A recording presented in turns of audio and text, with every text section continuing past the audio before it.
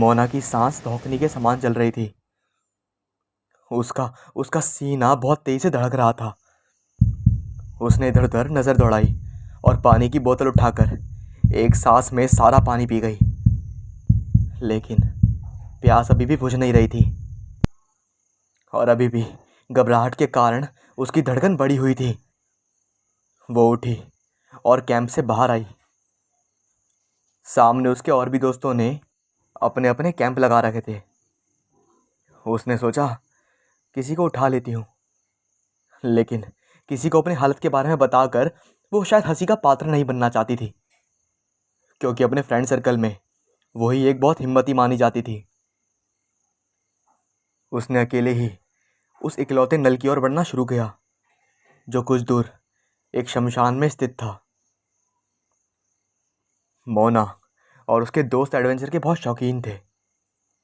College की छुट्टियों में अक्सर वो कहीं ऐसी जगह कैंपिंग करने जाते थे जहां लोग जाने से भी डरते थे। आज उनकी कैंपिंग रायगढ़ के मशहूर शमशान घाट के पड़ोस में स्थित एक बाग में थी। लोगों के अंदर बसी दहशत और अंधविश्वास को खंडित करना और अपनी आधुनिकता का परिचय देना उनका मुख्य काम था। कहीं दूर कुत्ता या सियार रोया और नल की तरफ बढ़ रही मोना के जिस्म में सिरन सी दौड़ गई। लेकिन वो नाम की साहसी नहीं बल्कि काम से भी साहसी थी। लेकिन आज पता नहीं क्यों उसकी हिम्मत उसका साथ नहीं दे रही थी। एक आवाज आई जो उसके पीछे से गुजरी। मोना झट से पीछे मुड़ी। चारों तरफ सिवाय अंधेरे और सन्नाटे के कुछ नहीं था। कहते हैं कि इंसान का जो दिमाग होता है वो काफी वहमी होता है। जब तक वो अपनी आंखों से सच ना देख ले तब तक वो विश्वास नहीं करता। सामने एक बरगद का पेड़ था जिसकी इधर उधर फैली हुई विशाल शाखाएं मानो बाहें फैलाए उसी को बुला रही थी। मोना को अकेले जाने में पता नहीं क्यों एक अजीब सी उलझन और घबराहट हो रही थी, पर अपनी हिम्मत का परिचय स्वयं को देना भी उसे बहुत आवश्यक पड़ गया था। एक आवाज हुई। सामने खड़े विशाल बरगद की ऊंची चोटी से आवाज आई। ये आवाज करते हुए दो बड़े बड़े उल्लू हवा में परवास करते हुए सामने की डाल पर जा बैठे। उनकी अजीब सी शक्ल और अंधेरे में चमक रही गोल गोल आंखें जो उसे ही घूरी जा रही थी, उनको देखकर मोना के बढ़ते कदम थम गए। यार, ये क्या हो रहा है तुझे मोना? पता नहीं आज आज कैसी अजीब सी फीलिंग आ रही है। आज तक तो कभी ऐसा नहीं हुआ। मोना अपने आप से बुदबुदाई। तभी एक हवा का झोंका सा आया और मोना के रोंगटे उस गर्मी में भी खड़े हो गए। उस भयंकर गर्मी में, उस गर्म प्रदेश में एक हवा का अत्यंत शीतल झोंका होना बहुत ही अजीब सा एहसास करा गया। सामने शमशान में उसके नाम के अनुरूप काफी ज्यादा खामोशी थी, लेकिन कुछ था जो काफी अजीब था।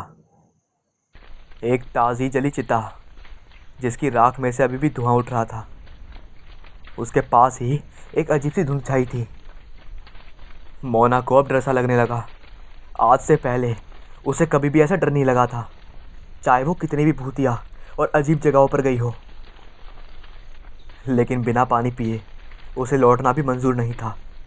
उसने आओ देखा न ताओ और कमर कसती हुई नल की तरफ बढ़ी। ज्यों ज्यों वो आगे बढ़ती, उल्लू की गर्दन उसी दिशा में घूमती जा रही थी।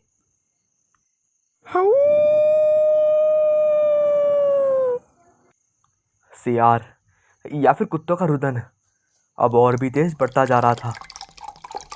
मोना ने फटाफट नल से पानी भरा और उसे लेकर वो तेजी से आगे बढ़ी। लेकिन तभी उसे ऐसा एहसास हुआ कि कोई उसके पीछे आ रहा है। अपने एहसास की पुष्टि करने के लिए वो पीछे मुड़ी और उसकी सांस अटक गई। पीछे एक अजीब सी शक्ल वाली औरत खड़ी उसे ही अपनी गहरी नजरों से देख रही थी। मोना के तमाम रोबकूप पसीने की धारा बहने लगी। जी, जी, आप कौन हो? मोना के मुंह से बड़ी मुश्किल से निकला। बेटा, बड़ी प्यास लगी है, थोड़ा पानी मुझे भी पिला दो। उस औरत के मुख से गहरी और ठंडी आवाज निकली। उस औरत को बोलता देख मोना की जान में जान आई और उसने उस औरत को पानी दे दिया।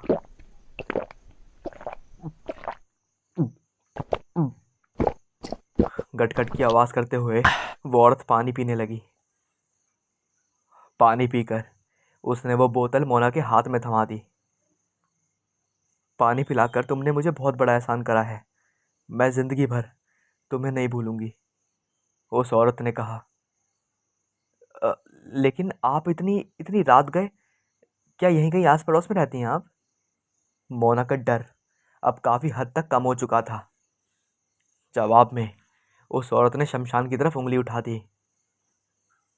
क्या? क्या आप यहाँ की टेक केयर हैं? मेरा मतलब है यहीं शमशान में उस झोपड़ी में रहती हैं? मोना शमशान के किनारे पर बनी एक झोपड़ी की ओर इशारा करते हुए बोली। अरे नहीं, मैं वहां नहीं रहती। तो क्या आप आसपास के किसी गांव में रहती हैं? फिर उस औरत ने कहा, मैं पहले रायगढ़ में रहती थी, लेकिन आज सुबह ही मेरे घर वालों ने पता नहीं क्यों मुझे यहाँ लाकर अकेला छोड़ दिया। और गर्मी और तपन से मुझे बहुत प्यास लग रही थी, लेकिन लेकिन किसी ने भी मुझे पानी नहीं पिलाया। लेकिन तुमने मेरी प्यास बुझाई है। अब मैं तुम्हें कहीं नहीं जाने दूंगी। तुम मेरे साथ ही रहो और मुझे रोज पानी पिलाना। आग में जलने के बाद प्यास बहुत लगती है ना, इसलिए मेरी बात मान लो, मेरे साथ रहो।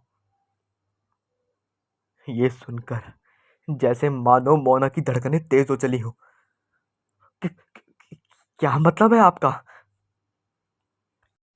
फिर उस औरत ने उसकी तरफ थोड़े से कदम बढ़ाकर कहा, मैं आज ही मैं आज ही यहाँ लाकर जलाई गई हूं ना।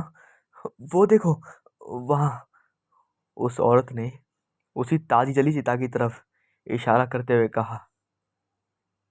मोना की रीढ़ में बहकी सिरन दौड़ गई। उसे पहले से ही उसका इतनी रात में होना अजीब लग रहा था, लेकिन दिमाग को तो जैसे सबूत चाहिए था। मोना डर से पीछे हटी और भागी, लेकिन उस औरत का हाथ लंबा हुआ और उसने भाग रही मोना का हाथ पकड़ा और बोली, क्यों भाग रही हो?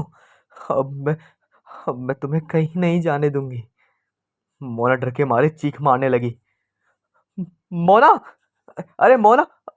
मोना! उठो! क्या हुआ तुम्हें?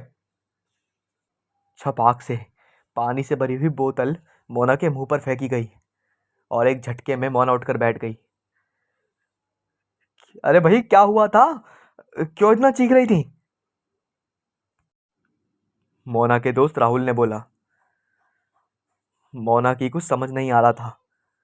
उसने इधर उधर माहौल का जायजा लिया और जब उसे समझ आया कि वो एक अजीब और डरावना सपना देख रही थी, तो उसने एक लंबी राहत की सांस भरी और अपना माथा थाम लिया। हाँ, जरूर ये कोई बुरा सपना देख रही थी। ओके, चलो गाइस, अब यहां से निकलते हैं, मोना की दूसरी फ्रेंड ने बोला। सभी अपने अपने सामान की पैकिंग करते हुए अपने अपने कैंप्स को उखाड़कर अपने बैग में पैक करने लगे। अभी भी उसी सपने में खोई हुई मोना की नजर सहसा अपने हाथ पर गई। उसकी आंखें फैलती चली गईं। हाथ पर एक अजीब सा निशान पड़ा हुआ था। काफी ध्यान से देखने पर पता लग रहा था कि जैसे किसी की उंगलियों के निशान छपे से हैं। हे भगवान, ये क्या है? मोना के मुंह से निकला। तुम लोग गाड़ी के पास चलो, मैं भी आती हूँ, मोना ने अपने दोस्तों से बोला। ओके, लेकिन जल्दी आना, उसके दोस्त बोले। मोना सीधे उस झोपड़ी की तरफ बढ़ी जो रात में उसे शमशान के एक छोर पर बनी दिखाई पड़ी थी। झोपड़ी के पीछे एक अधेड़ उम्र का व्यक्ति लकड़ियां चीर रहा था। सुनिए। जी बेटी, वो व्यक्ति पीछे मुड़कर बोला। आप यहीं रहते हैं क्या? हाँ हाँ, वो हाँफता हुआ बोला। मोना ने फिर हिचकते हुए बोला, कल रात में आप यहीं थे क्या? इस पर उन्होंने उत्तर दिया, नहीं बिटिया, रात में मैं यहाँ नहीं रुकता हूँ। क्यों, क्या बात है, कुछ दिक्कत है? और वो सब छोड़ो, ये बताओ तुम हो कौन और यहाँ क्या कर रही हो? उस वृद्ध आदमी ने एक लाइन में ही सब कुछ पूछ लिया, जैसे वो भी जानना चाहता हो कि आखिर बात क्या है। मोना ने उसे सब बताया और उसे अपने हाथ पर बड़ा निशान दिखाया। हे राम, ये क्या किया तुमने बेटी? तुम्हें यहाँ नहीं आना चाहिए था। ये शमशान शापित है और बहुत मानूस है। और और तुमने उस चुड़ैल को पानी भी पिलाया? व्यक्ति अत्यंत भयभीत होता हुआ बोला, लेकिन वो एक सपना था ना, और सपना तो सपना होता है। मोना बोली, नहीं बेटी, वो कोई सपना नहीं था, हकीकत थी जो तुम्हारे हाथ पर छपी है। हो सकता है सपने में मैंने ही अपने हाथ को कसकर पकड़ लिया हो। कुछ नहीं कह सकते बेटी, अब तुम जितना जल्दी हो सके यहाँ से जल्दी जाओ बेटी। मोना अपने दिमाग में कई शंकाएं भरती हुई अपने घर पहुंच चुकी थी। धीरे धीरे कुछ दिन बीत गए और कुछ भी ऐसा नहीं हुआ जो उसकी नज़र में अविश्वसनीय हो। हाथ का निशान भी फीका पड़ने लगा। रात के करीब 3 बजने वाले थे। घर में सभी आराम से एसी की ठंडी हवा में गहरी नींद में सोए हुए थे। मोना एसी का प्रयोग नहीं करती थी क्योंकि उसे बंद कमरे में सांस की प्रॉब्लम हो जाती थी। अचानक लाइट गुल हो चली। सीलिंग फैन के बंद हो जाने से और गर्मी के एहसास से मोना की नींद उचट गई। काफ़ी देर इंतजार के बाद भी जब बिजली का आगमन नहीं हुआ तो उसने अपने बिस्तर को लपेटा और छत पर खुली हवा में पहुंच गई। छत पर काफ़ी राहत थी और मध्यम मध्यम ठंडी हवा का चलना जारी था। उसने छत पर अपना बिस्तर लगाया और आराम से पसर कर सो गई। खटाक की ध्वनि सुनकर उसकी आंखें खुल गई। ऐसा लगा कि जैसे किसी ने कोई चीज़ फेंकी हो। उसने उठकर देखा, लेकिन कुछ भी उसे अजीब नहीं दिखा। वो दोबारा लेटकर सोने का प्रयास करने लगी। एक धमकी आवाज़ आई जिसे सुनकर उसकी आगोश में पहुंच रही नींद फिर से खुल गई। ऐसा लगा कि इसे छत पर कोई कूदा हो। यह आवाज़ पूरी छत पर हल्की हल्की आवाज़ में गूंजने लगी। कौन है? कौन है? माँ तुम हो क्या? रेखा, तू है क्या? मोना पायल की आवाज़ सुनती हुई बोली, लेकिन कोई उत्तर नहीं मिला। आह आह, यह आवाज़ करते हुए मोना ने अपने हाथ को थाम लिया। मोना की आंखें आश्चर्य से फटने लगीं। उसका फीका पड़ चुका निशान फिर से गहरा होता जा रहा था और अंधेरे में चमक सा रहा था। बहुत प्यास लगी है, पानी पिला दे मुझे। कई दिन हो गए तो मुझे पानी पिलाने नहीं आई। अब मैं खुद आ गई हूँ। उक्त आवाज को सुन मोना के पूरे जिस्म में सिरंजी दौड़ गई। उसके जिस्म के सारे रोए खड़े हो गए। डरते हुए धीरे धीरे उसने आवाज़ वाली दिशा में मुड़कर देखा तो सामने छत पर मौजूद वाटर टैंक के पास उसे वही औरत दिखाई दी। मोना की तेज चीख सुनकर उसके परिवार वाले छत पर पहुंचे तो देखा मोना पानी की टंकी के पास जमीन पर गिरी पड़ी है। उन्होंने मोना को उठाने की काफ़ी कोशिश करी, लेकिन मोना नहीं उठी। शक होने पर उसके भाई ने उसकी नब्ज और धड़कन चेक की तो दोनों ही नदारद थी। सारे परिवार वाले दहाड़े मारकर रोने लगे। उनकी समझ में नहीं आ रहा था कि अचानक मोना के साथ ये हुआ क्या। तभी मोना की बहन की नज़र उसकी कलाई पर पड़ी और उसको भी झटका सा लगा और उसने डर डर कहा, माँ, दीदी की कलाई का मिट चुका निशान इतना गहरा क्यों हो रहा है? ये तो मिट चुका था ना? मोना की कलाई पर किसी की गहरी उंगलियों की छाप स्पष्ट नजर आ रही थी। और इसी के साथ कहानी खत्म होती है।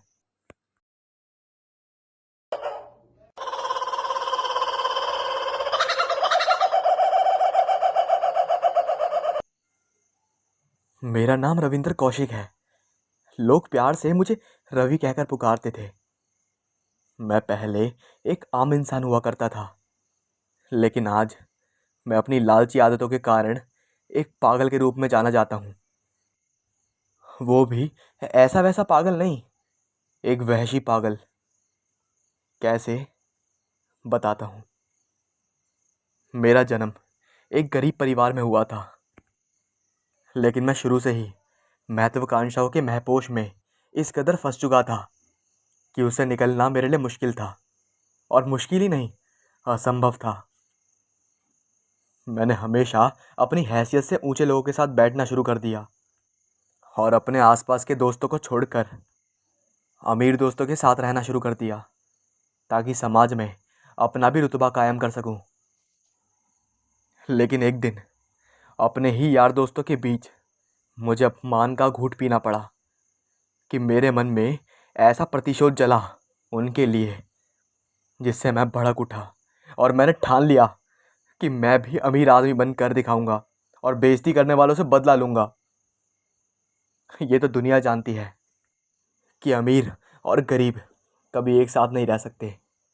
पर ना जाने मेरे मन में क्या उठी, जो मैंने अपना रुतबा कायम करने के लिए इन अमीरों के अमीर पगडंडी का सहारा लिया।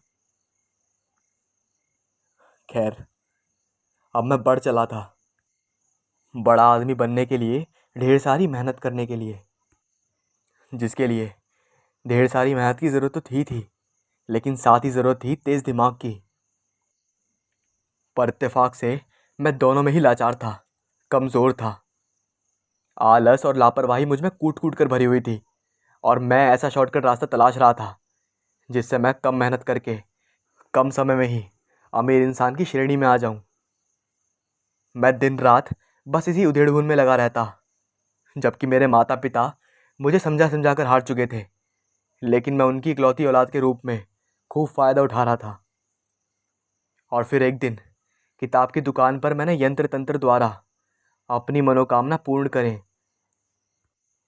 इस नाम की किताब देखी और मेरे दिमाग में खुशी की लहर दौड़ गई। मैंने झट से वो किताब खरीद ली और सबकी नज़रों से बचाते हुए उसे मैं घर लेकर आ गया। मैंने उस किताब का गहनता से अध्ययन करा और अपने कार्य सिद्धि की तैयारी में लग गया।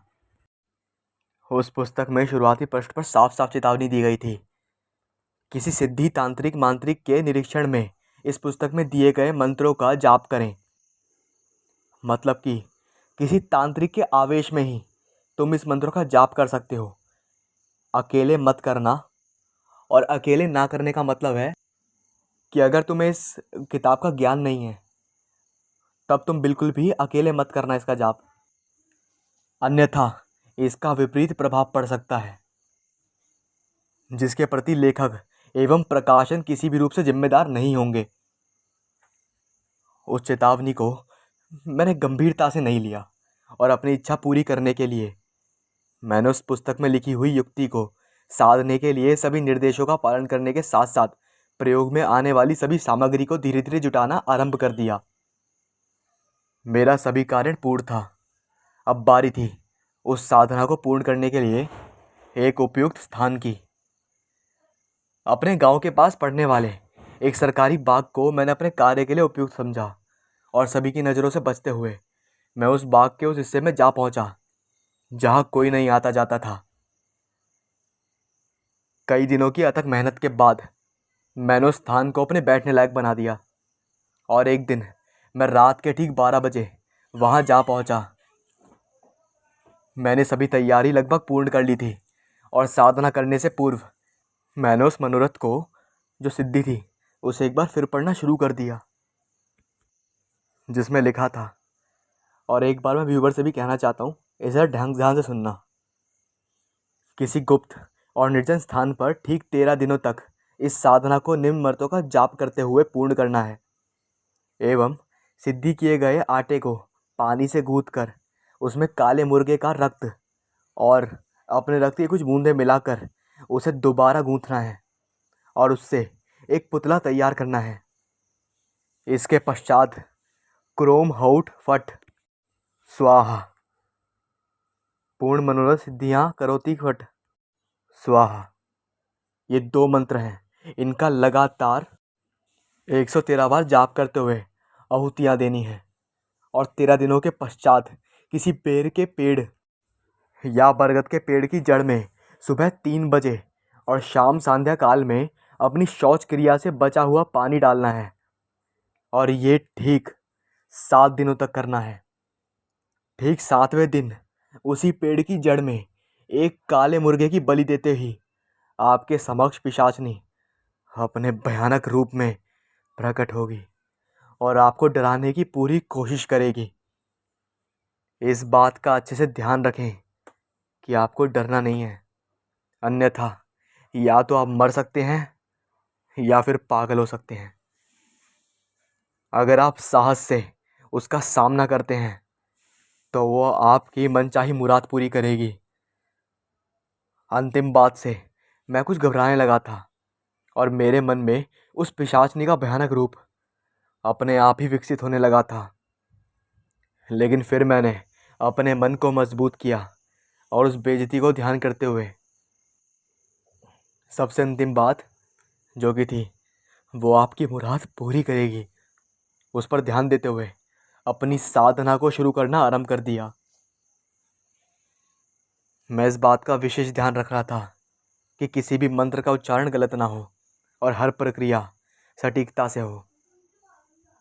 पहले दिन तो भली भांति निपट गया था और मैं प्रसन्नतापूर्वक सुबह के 4 बजे से पहले ही अपने बिस्तर पर आकर सो गया। इसी प्रकार मुझे साधना करते हुए 4 दिन बीत चुके थे और आज आज मैं 5वें दिन की साधना करने के लिए अपने स्थान पर ठीक 12 बजे आकर पहुंच चुका था। और जैसे ही मैंने अपना आसन लगाया वैसे ही किसी ने मुझे उठाकर फेंक दिया और मेरे कान में एक बड़ी ही डरावनी आवाज़ गूंजी। कहाँ था इतनी देर? मैं कितनी देर से तेरी राह देख रही थी। एकाएक उन 2 चीज़ों से मैं बहुत डर गया था और घबरा कर इधर उधर देखने लगा। मेरा मन भागने को होने लगा, लेकिन फिर मैंने प्रथम बार इसे अपना भ्रम समझकर नज़रअंदाज कर दिया और सोचा कि शायद नींद ना पूरी होने की वजह से मुझे चित्त भ्रम हो गया है। खैर, मैंने 5वें दिन की साधना शुरू कर दी, लेकिन मुझे बार बार ऐसा एहसास होता कि मेरे आसपास कोई था जो मुझे लगातार अपने होने का एहसास दिला रहा था। मैं दोबारा बुद्ध की भांति अपने बिस्तर पर आ लेटा, लेकिन पता नहीं क्यों मुझे लग रहा था कि मेरे पास कोई और भी लेटा है और उसकी सांसों की गर्माहट मेरे जिस्म का स्पर्श कर रही थी। वैसे मैं लेटने के कुछ देर बाद सो जाता था, लेकिन उस दिन मुझे नींद नहीं आ रही थी। मतलब नींद का कोई एहसास भी नहीं हुआ और ना ही ऐसा लगा कि नींद मुझे आती भी है। इन दोनों शब्दों में बहुत अंतर है, लेकिन जिस पे बीतती है वही समझ सकता है। मुझे ऐसा बिल्कुल भी नहीं लगा कि नींद ना आने से मुझे कोई तकलीफ़ हुई हो। मैं सारा दिन तरोताज़ा रहा और अन्य दिनों से कहीं बेहतर महसूस कर रहा था। एक आत्मविश्वास और शक्ति का अनुभव हो रहा था मुझे। मैंने पिताजी के साथ खेतों में इस तरह से काम किया कि पिताजी मेरी ताकत और फुर्ती देखकर दंग रह गए और घर आने पर माँ मेरी भोजन की खुराक देखकर दंग रह गई, क्योंकि मैं बड़ी तेज़ी से खा रहा था और हद से ज़्यादा खाता जा रहा था। मैं ठीक रात 8 बजे बिस्तर पर लेटकर सोने की कोशिश करते हुए ये सोच रहा था कि कुछ देर सो लूँ, फिर 11:30 बजे वैसे भी उठना ही है। लेकिन ना मुझे कोई थकान महसूस हो रही थी और ना ही नींद का कोई अंश नज़र आ रहा था। मैं आज फिर से लेट होने की वजह से भागता हुआ बाग की ओर जा रहा था। मुझे डर था कि कहीं कल की भांति मुझे फिर से कोई चित्तभ्रम ना हो जाए। पर मुझे आश्चर्य हुआ कि मेरे पहुंचने से पूर्व ही वहाँ सब इंतज़ाम अपने आप तैयार हो रखा था। मैं अंदर ही अंदर घबराने लगा, पर सोचा कि तंत्र मंत्र की दुनिया में ये होना कोई बड़ी बात नहीं है। अब ये रोज़ का घटनाक्रम बन चुका था। अब मेरा भी मन मजबूत होने लगा था और मैंने भी इन छोटी मोटी बातों पर ध्यान देना बंद कर दिया था और अपनी साधना में पूरी तल्लीनता से लग रहा था। पर यह एहसास मुझे परेशान कर रहा था कि मेरे साथ हर वक्त रहता कौन है। मेरा रवैया भी कुछ बदल सा गया था और अब मैं अपने पिताजी के साथ उनके काम में खूब हाथ बटाने लगा था और अपने माँ बाप की खूब सेवा करता था, जिसके कारण वो दोनों मुझसे बहुत खुश रहते थे। इसी तरह साधना के 13 दिन पूरे हो गए और अब मैं बेर के पेड़ में रोज़ाना सुबह शाम शौच किया करता और उसका बचा हुआ पानी वहाँ पर डालने लगता था।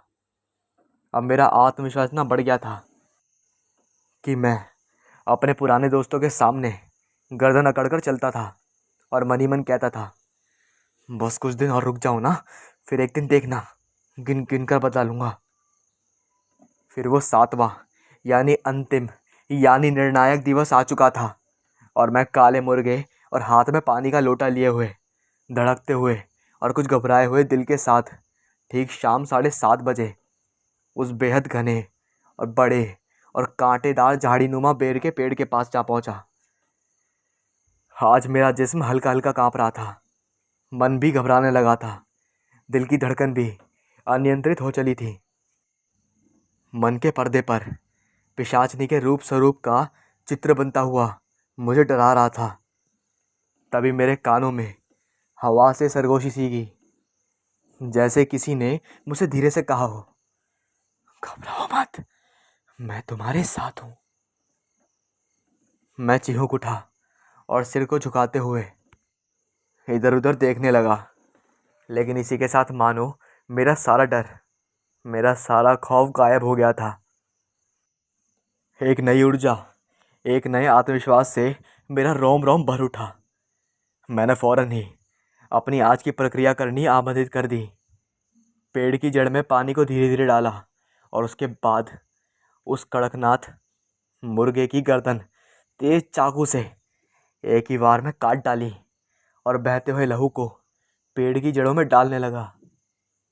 इस प्रक्रिया के पश्चात अचानक वहाँ घोर से भी घोर शांति छाती चली गई।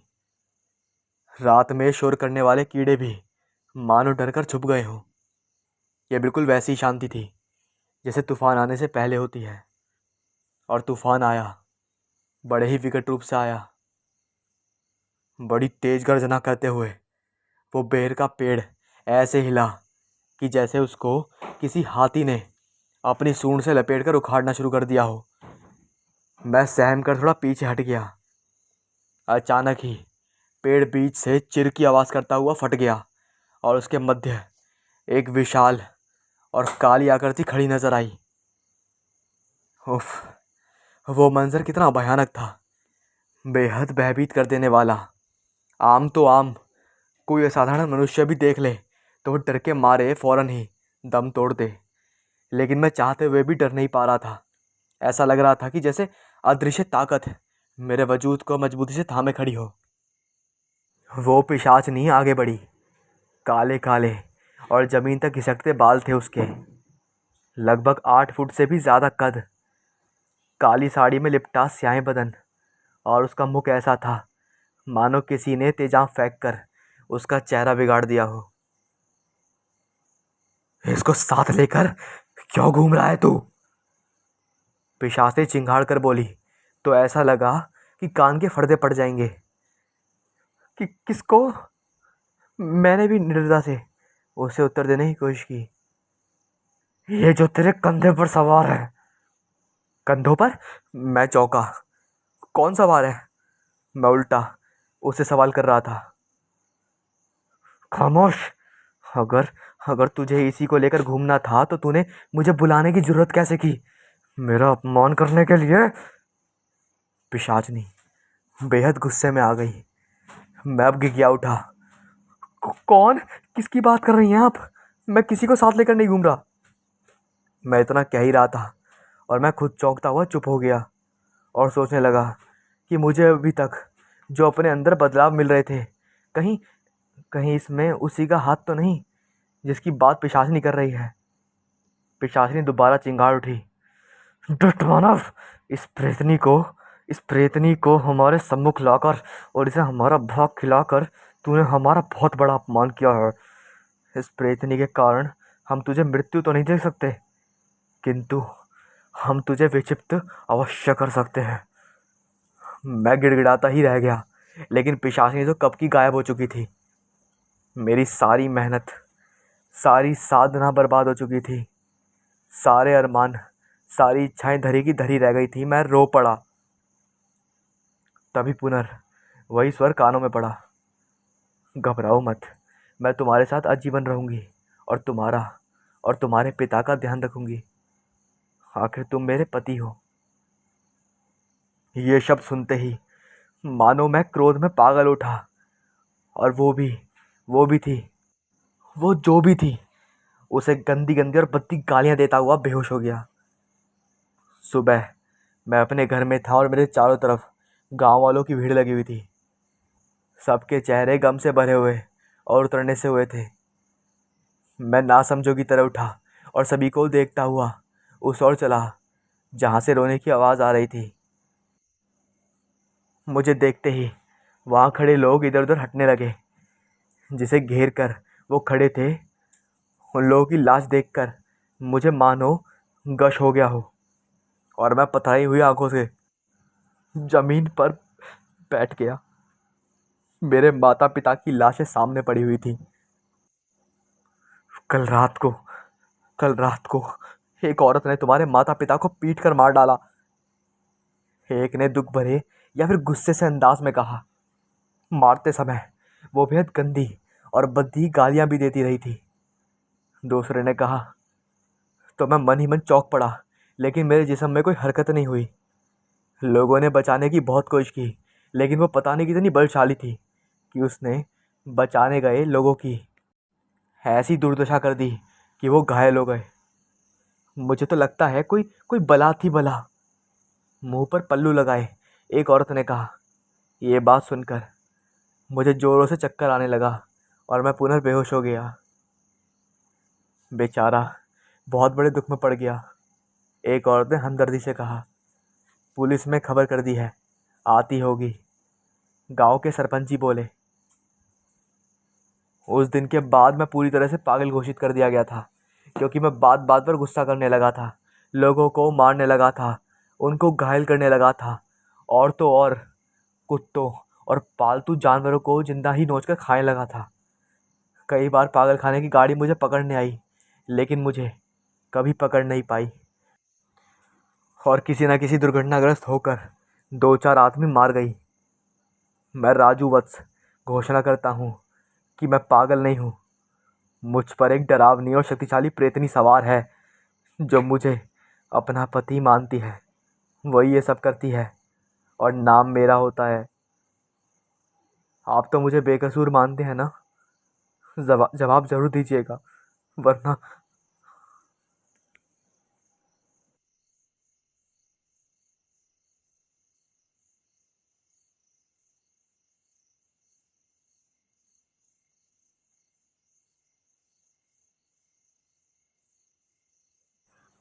मुझे नहीं पता था कि मेरे साथ ये सब क्यों हो रहा है।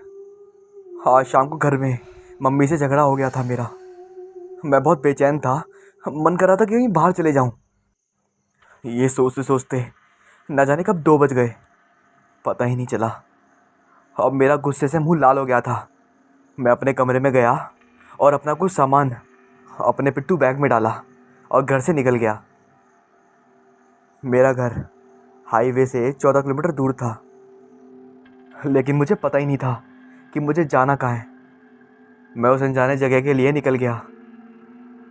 रात के वक्त मेरे गांव से हाईवे तक कोई साधन नहीं मिलते थे, लेकिन हाईवे पर काफ़ी वाहनों का आना जाना लगा रहता था। मुझे अपने अंदर पता ही नहीं चला कितना विश्वास मेरे अंदर कहाँ से आ गया कि मैंने उस 14 किलोमीटर रास्ते को पैदल ही चलने का सोचा। और पता है मैं आपको क्यों बता रहा हूँ ये? क्योंकि मैं घर से रात में 2 कदम बाहर निकलने में डरता था।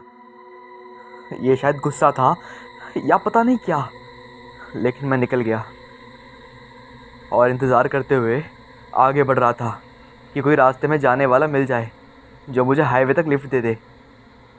लगभग मैं 5 या 6 किलोमीटर ही पैदल चला था, मुझे तभी एक बैलगाड़ी दिखाई दी। लेकिन सच बताऊं, मैंने इस तरह की बैलगाड़ी अपने इलाके में पहली बार देखी थी। ज़्यादातर मेरे ये 2 बैल की गाड़ी होती हैं, लेकिन इसके एक ही बैल था। मैं ये देखकर चौंक सा गया। बैलगाड़ी मेरे और बहुत ही धीमी गति से बढ़ रही थी। मैं खुश था कि चलो कोई तो मिल गया जो मुझे हाईवे तक ड्रॉप कर देगा। तभी बैलगाड़ी मेरे पास आ पहुंची थी, लेकिन उस एक बैलगाड़ी में 18 से 20 आदमी थे, जो वाकई में चौंकाने वाली बात थी। लेकिन मुझे उससे कुछ ज़्यादा फ़र्क नहीं पड़ा, क्योंकि मैं जाने के जल्दी में था। मैंने उससे बोला, भैया मुझे उस हाईवे तक छोड़ दोगे प्लीज़? लेकिन हैरानी की बात तो ये थी कि उनमें से किसी ने मुझे जवाब नहीं दिया। मुझे लगा शायद उन्होंने मुझे सुना नहीं, शायद उन्हें कुछ दिक्कत हो रही है, इसलिए मैंने दोबारा कोशिश करी। भैया मुझे हाईवे तक छोड़ देंगे? लेकिन इस बार भी उन्होंने मुझे कोई जवाब नहीं दिया, यहाँ तक कि मेरी तरफ देखा तक नहीं। ये देखकर मुझे बहुत आश्चर्य हुआ कि ये लोग मेरी बातों पर ध्यान क्यों नहीं दे रहे हैं। फिर मैंने बहुत ही तेज आवाज़ में बोला, भैया मुझे हाईवे तक छोड़ देंगे? किसी ने कोई प्रतिक्रिया नहीं दी। मेरे साथ ऐसा पहली बार हुआ था कि किसी से इतनी तेज बात करने पर भी किसी ने मेरी बात की प्रतिक्रिया न दी हो। ये देखकर मुझे बहुत गुस्सा आया। मैं बैलगाड़ी में उन लोगों की बिना इजाज़त के बैठ गया। तभी सब लोग मेरी ओर घूर कर देखने लगे। मुझे सहसा ऐसा प्रतीत हुआ कि कुछ मेरे साथ डरावना होने वाला है। तभी एक लगभग 65 साल के एक व्यक्ति ने मेरे कंधे पर हाथ रखा और बोला, आप आगे बैठ जाओ। ये सब मेरे लिए आश्चर्यजनक था, क्योंकि कुछ समय पहले ही ये लोग मेरी बातों पर कोई प्रतिक्रिया नहीं दे रहे थे। फिर अब ऐसा क्या हो गया जो ये मुझसे बात करने के इच्छुक हो गए हैं? चलो कोई नहीं, आज की रात वैसे भी कुछ अलग ही लग रही थी। मम्मी से कभी इतना झगड़ा नहीं हुआ, और होता भी था तो मुझे कभी बुरा नहीं लगता था। कई बार मम्मी से मैं पिटा भी हूँ, लेकिन कभी घर से बाहर निकलने का मेरे मन में विचार नहीं आया था। मैंने आपको भी बताया था ना कि रात में तो मैं घर से बाहर तक नहीं निकलता था, लेकिन इस बार जो हुआ था ना, ये मेरी समझ से बिल्कुल बाहर था। मैं थोड़ा सहमा सा हुआ था, इसलिए मैं बिना कुछ बोले आगे आकर बैठ गया। अब मेरे आगे सिर्फ एक बुजुर्ग बचे थे, जो कि लगभग 60 या 65 साल की उम्र में होंगे, और वही उस बैलगाड़ी को चला रहे थे। मैं आगे देख रहा था। रास्ता काफ़ी ख़राब था। कुछ समय पहले ये पतला रास्ता था जो सही था, लेकिन ये रास्ता हाईवे से दूर एक कन्नौज शहर को जोड़ता था। इसलिए सरकार ने इस रास्ते का चौड़ीकरण करने के लिए आदेश दे दिया था, जिसकी वजह से पुराना रास्ता तोड़ दिया गया और उस पर छोटे छोटे पत्थरों को बिछाया गया था, जो रास्ते को और भी भयानक बना रहा था। मुझे उन पत्थरों पर चल रही बैलगाड़ी की आवाज़ बिल्कुल शांत माहौल में चारों तरफ गूंजती हुई सुनाई दे रही थी। मैंने सहसा इस आवाज़ का और उछलते पत्थरों का मिश्रण देखने के लिए जैसे अपना सर पीछे घुमाया, तो वाकई ये किसी भयानक सपनों से कम नहीं था।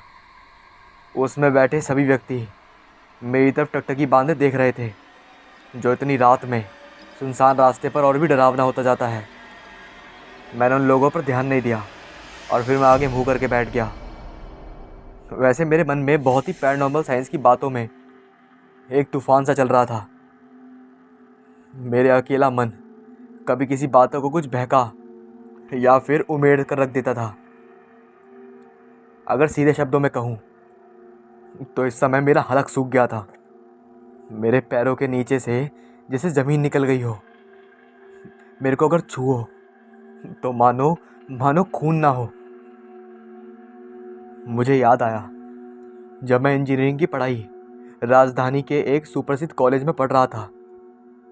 तब तक पैरानॉर्मल प्रोग्राम में यूनिवर्सिटी और वर्जीनिया के एक छोटे मोटे प्रोफेसर एमिली विलियम वहाँ पर आए हुए थे, जो पैरानॉर्मल साइंस के प्रवक्ता थे।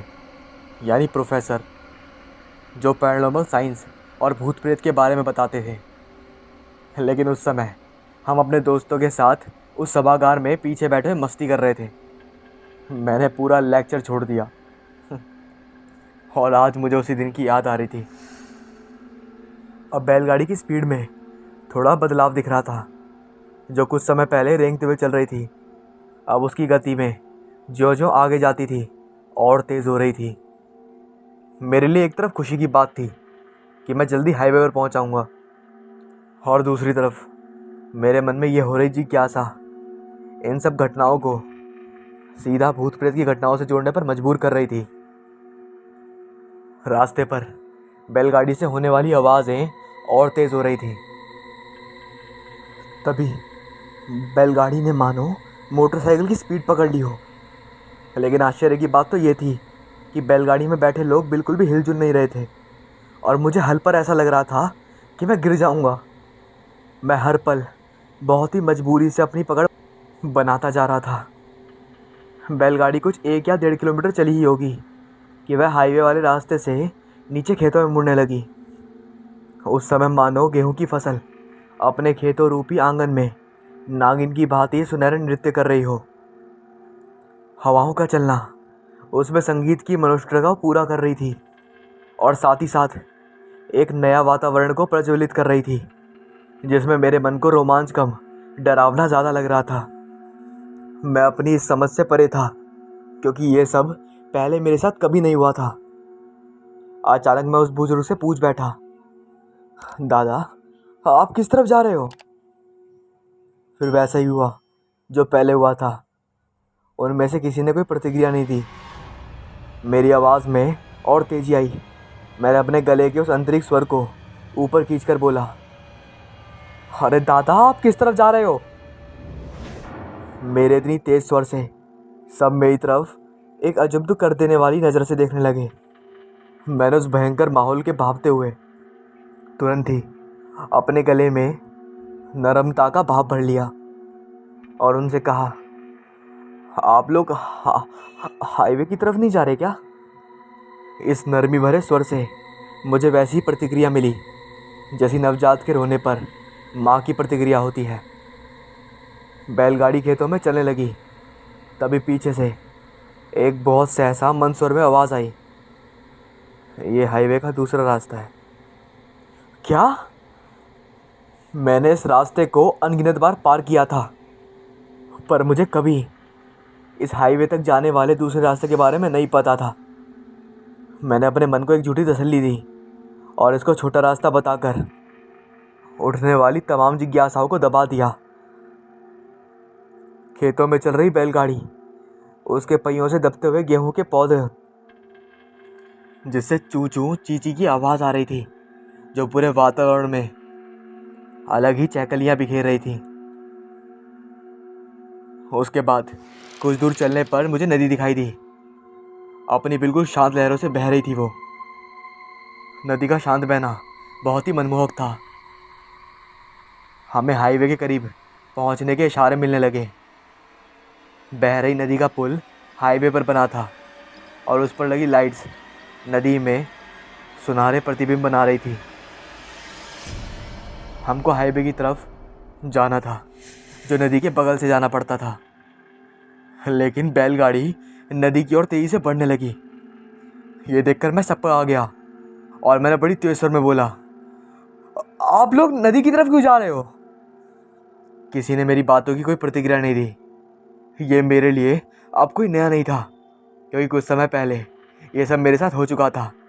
मैंने फिर तेजी से बोला, बैलगाड़ी को रोको, मुझे उतरना है। किसी ने फिर से कोई प्रतिक्रिया नहीं दी। बैलगाड़ी की गति बहुत तेज थी, जैसे कि कोई मोटर गाड़ी हो। मैंने बैलगाड़ी से कूदने का सोचा, लेकिन गति देखकर हिम्मत ना हुई। अब मन ही मन बैलगाड़ी से उतरने की सोच रहा था और अपने ही आसपास बैठे लोगों की ओर देख रहा था और साथ ही साथ अपने आप को कोस भी रहा था कि मैं बैलगाड़ी पर बैठा ही क्यों। अगर मैं बैठ गया था तो आगे बैठने की क्या ज़रूरत थी। और तरह तरह के प्रश्न मेरे मन में घुस रहे थे। अब मेरे पास बैलगाड़ी से कूदने के अलावा और कोई दूसरा विकल्प नहीं था।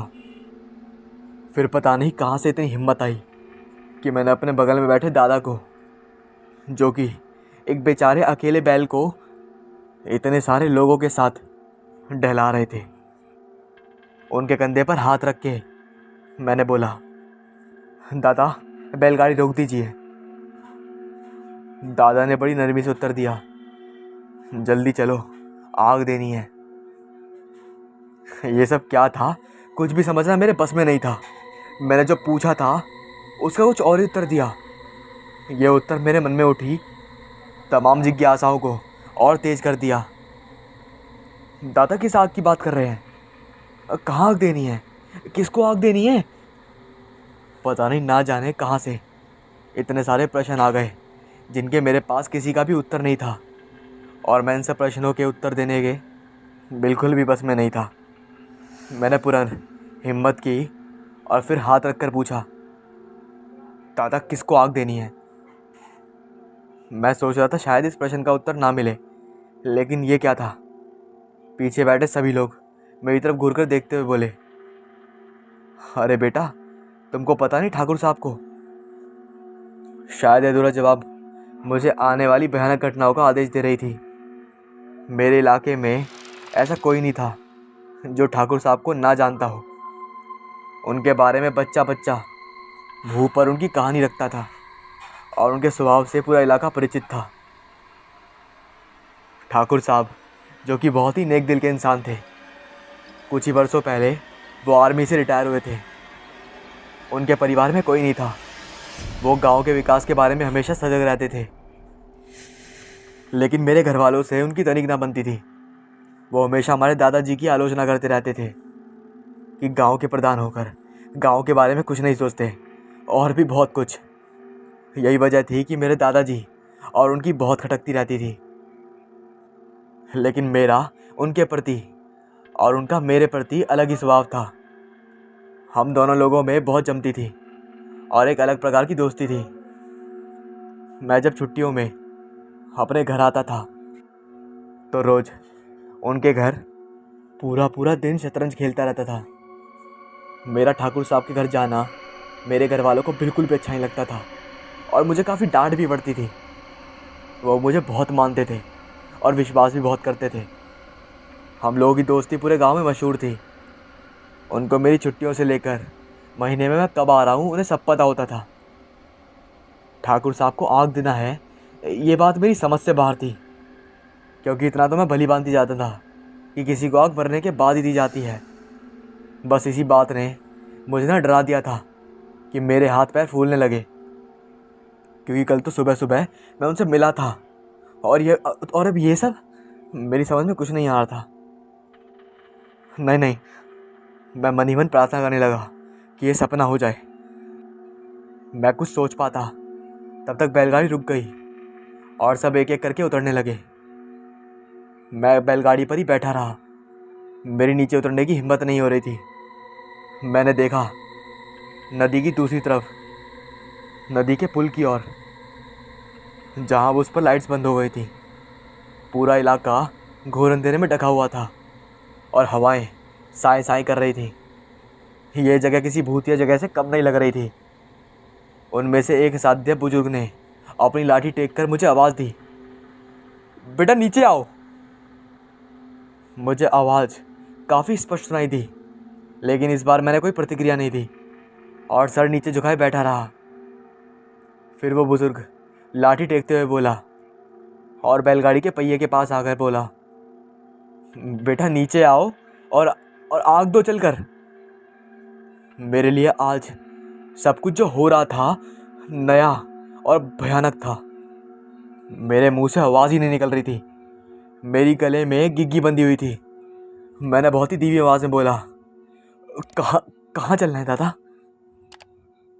अब वो बुजुर्ग उस बेचारे बैल जो इन लोगों को अकेले ढोकर आया था, उसके पास आकर बोले, बेटा चलो तो सही। मैं बड़ी सावधानी के साथ नीचे उतरा और अपने पिट्ठू को दोनों हाथों से अपने सीने से लगाए धीरे धीरे उस बुजुर्ग के पीछे चलने लगा। हम थोड़ी ही दूर चले होंगे कि बैलगाड़ी पर बैठे सभी बुजुर्ग किसी स्थान को घेरे हुए खड़े थे। शायद हम दोनों के पैरों की आहट उन लोगों ने सुन ली थी और सब हटने लगे। मुझे सामने एक चिता दिखाई दी और उस पर कोई 60 या 70 साल का बुजुर्ग लेटा हुआ था। मुझे उस बुजुर्ग को पहचानने में तनिक भी देर ना हुई। वो ठाकुर साहब ही थे। मेरे चेहरे पर झुर्रियाँ साफ झलक रही थी। मेरी आंखों से अश्रुधारा निरंतर बह रही थी, जिन पर मेरा कोई बस नहीं था। ये कैसे हो सकता है? नहीं नहीं, ये कोई सपना है। नहीं, ये ठाकुर साहब नहीं हो सकते। ऐसे तमाम प्रश्न मेरे मन में उमाड़ बांधने लगे। तभी किसी ने मेरे कंधे पर हाथ रखा और मुझे जलती हुई मशाल हाथ में थामते हुए बोला, बेटा ठाकुर साहब को आंख दे दो। उस समय पता नहीं मेरे मन में क्या आया। मेरे मन में जैसे कोई प्रश्न ना उठा और ना ही कोई जिज्ञासा। मैंने उस मसाल के सामने रखी हुई चिता की लकड़ियों में छुआते ही उस चिता पर वो मसाल फेंक दी और पीछे घूम गया। तभी उसी बुजुर्ग ने, जब मुझे बैलगाड़ी के पास बुलाने गया था, मुझे एक मटीला थैला पकड़ाया। उस थैले में मुझे कुछ सिक्के जैसे मालूम पड़े। मैंने अपने पिट्टू को उठाया और कुछ दूर जाकर बैठ गया और ठाकुर साहब को सोचकर रोने लगा। तभी एक बुजुर्ग मेरे पास आकर बोला, बेटा नहा लो। चिता पूरी जल चुकी थी। मैंने अपने कपड़े निकाले और नहाने के लिए नदी में घुसा और नहाकर अपने कपड़े पहने और पुल की तरफ अपना पिट्टू उठाकर बिना पीछे देखे दौड़ा। पुल पर अब लाइट जल रही थी, गाड़ियाँ भी गुजर रही थीं और सुबह भी होने वाली थी।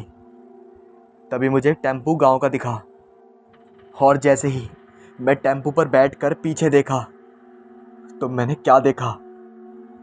जहां मैं अभी चिता जलाकर आया था, मेरे लिए ये कोई सदमे से कम नहीं था, क्योंकि वहां पर इस समय कुछ नहीं था और ना वो लोग दिख रहे थे और ना ही कोई बैलगाड़ी दिख रही थी, सिर्फ उस चिता का अवशेष। इतनी सुबह कहाँ से आ रहे हो साहब? इतना सुनते मैं चौंक उठा और टेम्पू चालक की तरफ घूरकर देखने लगा। उसने फिर बड़ी नरमी से पूछा, साहब आज इतनी सुबह कहाँ से आ रहे हो? मैंने अपने आप को संभाला और उसको बोला, कहीं नहीं, बस लखनऊ से। फिर हम उसी रास्ते से हिचकोले लेते हुए घर पहुँचे। मम्मी जाग चुकी थी। मैं चुपके से ऊपर गया और अपने कमरे में घुसकर सो गया। दोपहर में जब उठा तो दादाजी ठाकुर साहब की बातें कर रहे थे। मैंने पूछा, क्या हुआ ठाकुर साहब को? दादा ने बताया कि कल रात को हाईवे पर बने पुल पर ठाकुर साहब का गाड़ी के साथ दुर्घटना हो गई और गाड़ी मिल गई, लेकिन लाश नहीं मिली। मुझे अब सब समझ में आ चुका था, लेकिन मुझे आज तक ये समझ नहीं आया कि वो लोग कौन थे और मुझे कैसे जानते थे और मुझे क्यों मिले। ये आज तक मेरे लिए रहस्य था। आज मैंने अपनी आप बीती आज तक किसी को नहीं बताई, पर आज मैं ये हॉरर सेटिस्फाई को सेंड कर रहा हूँ। मेरा नाम रोहन है और मैं जिला छानवगढ़ से हूँ।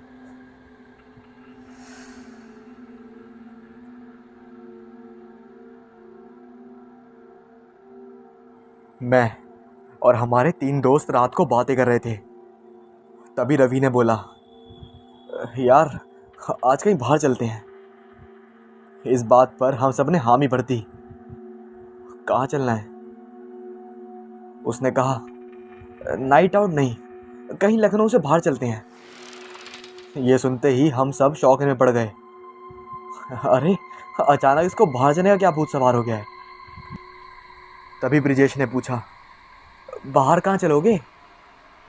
देव बोला, एक काम करते हैं, प्रयाग चलते हैं। उस समय हम लोगों के पास पैसे आए हुए थे तो सब तैयार हो गए चलने के लिए। हम लोगों ने बैग पैक किया और चल दिए। रात बहुत हो गई थी और हमारे फ्लैट के पास कोई ऑटो नहीं मिलता है। उसके लिए हम लोगों को कुछ दूर पैदल चलना पड़ता है। रात के करीब 1 बज रहे थे। चौराहे पर कोई ऑटो नहीं था, इसलिए हम लोगों ने स्टेशन तक पैदल ही जाने का सोच लिया। हम लोग पैदल चल रहे थे कि देव को सिगरेट की याद आई। उसने हर तरफ देखा, कहीं कोई दुकान खुली नहीं थी। इसके बाद हम लोग कुछ आगे बढ़े तो एक गुमटी दिखाई दी। हम लोग उसके पास पहुंचे और उस गुमटी में देखा तो एक बुजुर्ग महिला जो एक सफ़ेद साड़ी पहने बैठी थी। उससे देव ने जाकर बोला, अम्मा सिगरेट रखती हो क्या? अम्मा तो जैसे हम लोगों के इंतज़ार में बैठी थी, क्योंकि उस रास्ते पर कोई और दुकान दिख ही नहीं रही थी। अम्मा ने बड़े ही करुण स्वर में बोला, बेटावा हमार तीरे सिगरेट हुई, तुमका कौनी चाहिए? देव को मार्लबोरो बहुत ही पसंद थी और वो उसके बिना 2 घंटे से ज़्यादा नहीं रह सकता था। कुछ भी हो, उसको सिगरेट हर दूसरे घंटे में चाहिए ही थी। लेकिन मार्लबोरो ज़्यादा इन छोटी मोटी दुकानों पर मिलती नहीं है, तो कभी कभी वो गोल्ड फ्लैग से काम चला लेता था और उसकी वजह से अपने पूरे ग्रुप में सबको सिगरेट की आदत पड़ गई थी। देव ने अम्मा से बड़े ही मजाकिया ढंग से बोला, अम्मा मार्लबोरो तो होगी नहीं, आप छोटी गोल्ड ही दे दो। हम लोग देव की बात सुनकर हंस पड़े। अम्मा को शायद हम लोगों की हंसी को उन्होंने बहुत घृणित स्वर में देखा, जो उनके बातों में साफ झलकने लगी थी। वो बोली, बेटवा हमें गरीबा जने हुई बहुत भारी दुकानियाँ नहीं हुई, अब तो वही हुई जिको जिको नाम तुए तुए लियो तो। देव को कुछ सुकून हुआ। उसने अम्मा से छोटी गोल्ड मांगने के लिए उनकी ही बोली में बोला, अम्मा हम ही छोटी गोल्ड की डिब्बियाँ दे दूँ। हम लोग ठट्ठा मारकर हंसने लगे और देव का मजाक उड़ाते हुए उससे बोले, अब तुम अम्मा के दामाद बन जाओ, बहुत अच्छी पटेगी तुम्हारी अम्मा के साथ। हम लोग इस बात को सुनकर अम्मा ने बहुत गंभीरता से लिया। अम्मा ने तुरंत ही ब्रिजेश का हाथ पकड़कर अपने पास बिठाया और देव के बारे में पूछने लगी। ब्रिजेश हम लोगों से बड़ा था और अम्मा को उस पर भरोसा था कि ब्रिजेश से बात करने से कुछ काम बन सकता है। अम्मा अपनी नातिन की बात ब्रिजेश से करने लगी और बहुत ही धीमी आवाज़ में देव के बारे में पूछने लगी। जब उन्होंने अपनी नातिन की बात ब्रिजेश से की तो हम लोग देव का मजाक लेने लगे। लो बेटा तुम्हारा तो काम बन गया, अब तुम सुट्टा भी मुफ्त में मारो और लड़की भी। देव का स्वभाव बहुत व्यंग्यतक था, तो उसको किसी भी बात का बुरा नहीं लगता था और हम लोगों के साथ साथ अपनी ही बुराई करने लगता था। अम्मा ब्रिजेश को बहुत ही गंभीरता से समझा रही थी कि बेटा वाह हमारा इकलौती नातिन है, बहुत ही खूबसूरत है, चौका बर्तन सबू ही आती होगा, कछु आइश हो कामू नहीं हुई जो जो बा ना कर पाई। ब्रिजेश मनी मन मुस्कुरा रहा था। तभी देव ने अम्मा से कहा, अम्मा पहले आप सिगरेट तो दे दो, फिर ब्रिजेश को आराम से बिठाकर बातें कर लेना। अम्मा इस बार तो एकदम गुमटी के अंदर घुसी और गोल्ड की डिब्बी बाहर निकाल कर दे दी। देव को तो मानो सब कुछ मिल गया हो। उसे तुरंत डिब्बी से एक सिगरेट निकाली और जलाने के लिए लाइटर को खोजने लगा। वैसे उसके पास हर वक्त लाइटर रहता है, लेकिन आज वो फ्लैट पर ही छोड़ाया था। उसने अम्मा से सिगरेट जलाने के लिए माचिस मांगी। अम्मा ने बोला, बेटवा दिया सलाई तो नहीं हुई हमारे तीर, आयशो करो। अम्मा ने गुमटी के पीछे इशारा करते हुए बोली, होने चले जाओ, होन तुमका हमारा मनी मिल जाई, उही के तीर दिला सलाई हुई। हम लोगों को थोड़ा आश्चर्य हुआ कि अम्मा सिगरेट रखती हैं लेकिन माचिस नहीं रखती। वैसे हम लोगों को कोई बहस करने का मन नहीं था, तो हम लोग उनके बताए हुए जगह की तरफ चलने लगे। आगे बहुत अंधेरा था और कुछ दिखाई भी नहीं दे रहा था। लगभग 300 मीटर ही चले होंगे, सामने एक पुरानी सरकारी बिल्डिंग दिखाई दी, जो पीले रंग से शायद बहुत पहले ही पुती होगी। देव, ब्रिजेश और हम दोनों लोग उस बिल्डिंग के पास पहुंचे। वही पास में एक बुजुर्ग जो एक लकड़ी जी कुर्सी पे बैठा हुआ था और एक बीड़ी सुलगा रहा था। देव उनके पास जाकर बोला, चचा माचिस देना, सिगरेट जलानी है। शायद चचा हम लोग इंतजार में ही बैठे हुए थे। उन्होंने तुरंत कहा, बेटवा अभी तनिक रुको, यही हम अवे लाए थे। चचा ने कहकर वहाँ से चले गए। उस पुरानी बिल्डिंग का मुख्य द्वार खुला था और अंदर से किसी के सिसकने की आवाज़ें आ रही थी। अंदर अंधेरा था, कहीं भी किसी भी प्रकार की रोशनी दिखाई नहीं दे रही थी। देव बहुत ही उतावला रहता था हर काम के लिए। उसने बोला, चलो अंदर चलकर देखते हैं कौन है। मेरी और ब्रिजेश की हिम्मत